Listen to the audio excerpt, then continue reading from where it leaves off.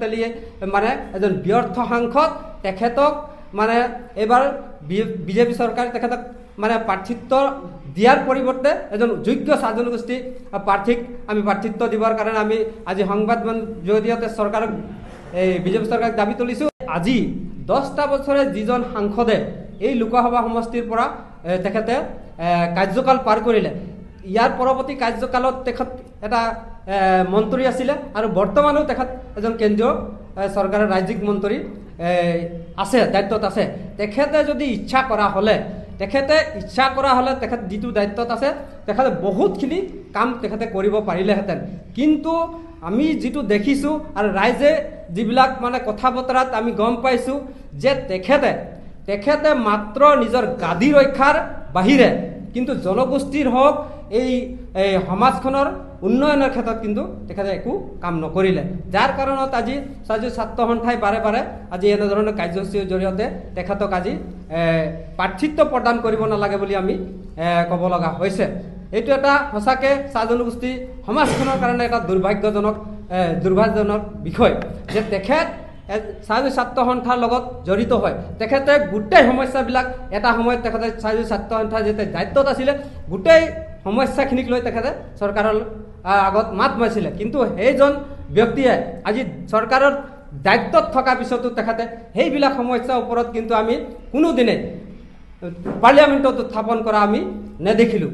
সেইটো কাৰণে আমি ক'ব বিচাৰিছোঁ যে ৰামেশ্বৰ তেলীয়ে মানে এজন ব্যৰ্থ সাংসদ, তেখেতক মানে এবাৰ বিজেপি চৰকাৰে তেখেতক মানে প্ৰাৰ্থিত্ব দিয়াৰ পৰিৱৰ্তে এজন যোগ্য চাহ জনগোষ্ঠী প্ৰাৰ্থীক আমি প্ৰাৰ্থিত্ব দিবৰ কাৰণে আমি আজি সংবাদ জৰিয়তে চৰকাৰক বিজেপি চৰকাৰক দাবী তুলিছোঁ। লগতে আমি আৰু এটা কথা ক'ব বিচাৰিছোঁ যে আজি ইতিমধ্যে আমাৰ উল্লেখ কৰা হৈছে যে ডিব্ৰুগড় লোকসভা সমষ্টিখন আমাৰ চাহ জনগোষ্ঠী ভোটাৰে নিৰ্ণায়ক ভূমিকা পালন কৰা এটা সমষ্টি।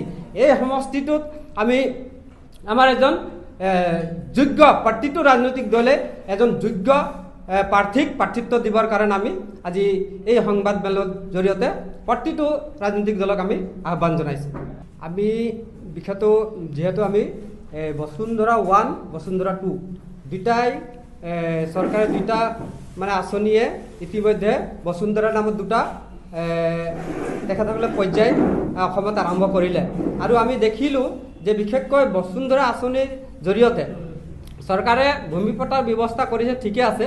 কিন্তু এতিয়া বৰ্তমানলৈকে আমি দেখিব পাইছোঁ এতিয়াও যিবিলাক ব্যক্তিক বা যিবিলাক অঞ্চলক বা যিবিলাক মানে ৰাইজক এই আঁচনিৰ জৰিয়তে তেখেতসকলে জড়িত বা তেখেতসকলে এই আঁচনিৰ জৰিয়তে তেখেতসকলে সুবিধা দিব লগা যিবিলাক বিষয় আছিলে বা দিব পাৰিলেহেঁতেন, তেতিয়া সেই পৰ্যায়লৈ আজিও মানে এই আঁচনিটো ঢুকি পোৱা নাই বুলি আমি কৈছোঁ। আৰু বিশেষকৈ চাহ বাগিচাত বা চাহ শ্ৰমিক ৰাইজক আমি চৰকাৰক বাৰে বাৰে আমাৰ দাবী জনাই আছোঁ। আমি মানে ছাত্ৰ সন্থাৰ জন্মক লগ্নৰ পৰাই আমি চৰকাৰক দাবী জনাই আছোঁ যে চাহ শ্ৰমিকক ভূমি পট্টা 100% চাহ শ্ৰমিকক ভূমি পট্টা দিয়াৰ কিন্তু চৰকাৰে ব্যৱস্থা কৰিব লাগে।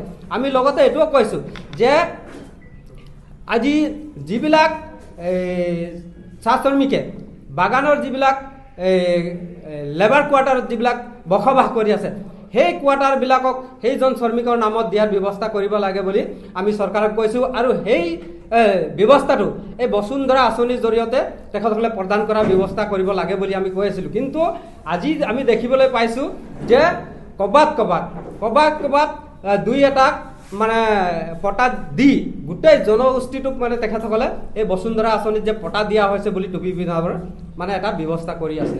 নিৰ্বাচনতে এক নিৰ্ণায়ক ভূমিকা থাকে আৰু এই সময়ছোৱাটো আমি আজিৰ এই সংবাদ মাধ্যমৰ যোগেদি আমি ক'ব বিচাৰিছোঁ যে ডিব্ৰুগড় লোকসভা সমষ্টিত সৰ্বাধিক ভোটাৰ চাহ জনগোষ্ঠীৰ ভোটাৰ থকাৰ বাবে আজি আমি এই সংবাদ মাধ্যমৰ যোগেদি আমি চাহ জনগোষ্ঠীৰ মানে প্ৰাৰ্থিত্ব প্ৰদান কৰিবৰ কাৰণে আমি দাবী জনাইছোঁ।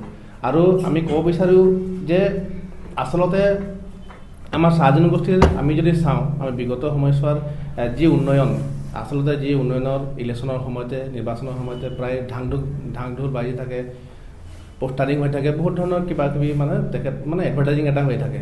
আমি দেখি আহিছোঁ যে চাহ বাগিচাৰ এনেকুৱা সমস্যা হৈছে, কিন্তু আমি যদি চাবলৈ যাওঁ আজিলৈকে যিসমূহ সমস্যা আছে সেই সমস্যা বৰ্তমান সময়তো সমস্যা ৰূপে আছে। আজি আমি দেখি আছোঁ যে দেখি আহিছোঁ যে বসুন্ধৰা দিয়ে মানে হেৰি কৰা হৈছে বসুন্ধৰা আঁচনিত, নহয় জানো? যিহেতু য'ত নেকি আমাৰ চাহ বাগিচা চাহ শ্ৰমিকসকলে তেখেতসকলে মানে মাটিৰ তেখেতসকলে ভূমি পট্টা পাব, নহয় জানো? আৰু আমি তেনে ক্ষেত্ৰত আমি সেই যেতিয়া বসুন্ধৰা আঁচনি যেতিয়া ওলাইছিলে কথা, সেই সময়ত আমাৰ বাগিচাই আমি সজাগো কৰিছিলোঁ, আৰু সেই মৰ্মে বাগিচাৰ প্ৰায় লাখ মানুহ তেখেতসকলে বসুন্ধৰা আঁচনিত ফলাফল বা লাভ কৰিবৰ কাৰণে তেখেতসকলে আগবাঢ়ি আহিছিলে। কিন্তু তেনে ক্ষেত্ৰতো বহুত ধৰণৰ সমস্যাৰ সন্মুখীন হ'বলগীয়া হৈছিলে, আৰু তেনে ক্ষেত্ৰতো প্ৰায় বাগিচাৰ তৰফৰ পৰা তেখেতসকলে যিধৰণে আমাক সুবিধা প্ৰদান কৰিব লাগিছিলে ভূমি পট্টাৰ ক্ষেত্ৰত, কিন্তু তেনেধৰণে ভূমি পট্টা প্ৰদান নকৰাৰ স্বাৰ্থত হয়তো আজি বসুন্ধৰা আঁচনিটো আমাৰ চাহ বাগিচাৰ বৰ্তমান সময়লৈকে মাটিৰ ক্ষেত্ৰতো ব্যৰ্থ হৈছে। গতিকে আমি ক'ব বিচাৰোঁ যে এনেকুৱা আমাৰ চাহ বাগিচাৰ যিসমূহ সমস্যা, এই চাহ বাগিচাৰ সমস্যা অকল নিৰ্বাচনৰ সময়তে অকল তেখেতসকলে যদি ফেনৰ ফটকা তুলে একমাত্ৰ নিৰ্বাচনী টুপ হিচাপে যদি ব্যৱহাৰ কৰি চাহ বাগিচাৰ যদি তেখেতসকলে যদি ভোট ব্যৱহাৰ কৰিবৰ কাৰণে যদি তেখেতসকলে এটা পৰিকল্পনা কৰে, তেনে ক্ষেত্ৰত কিন্তু আমি ছাত্ৰ সন্থাই আমি শক্তিশালী ৰূপত থিয় দিম, আৰু যিসকল দল বৰ্তমান আমাৰ ডিব্ৰুগড় লোকসভা সমষ্টিত আছে, আমি সকলো দলকে আমি আহ্বান জনাইছোঁ তেখেতসকলেও যাতে চাহ বাগিচাৰ চাহ জনগোষ্ঠীৰ প্ৰাৰ্থীক সকলো দলতে যাতে প্ৰাৰ্থিত্ব প্ৰদান কৰিব লাগে, আৰু চাহ বাগিচাৰ যিসমূহ সমস্যা সেই সমস্যাসমূহ সমাধান কৰিব লাগে।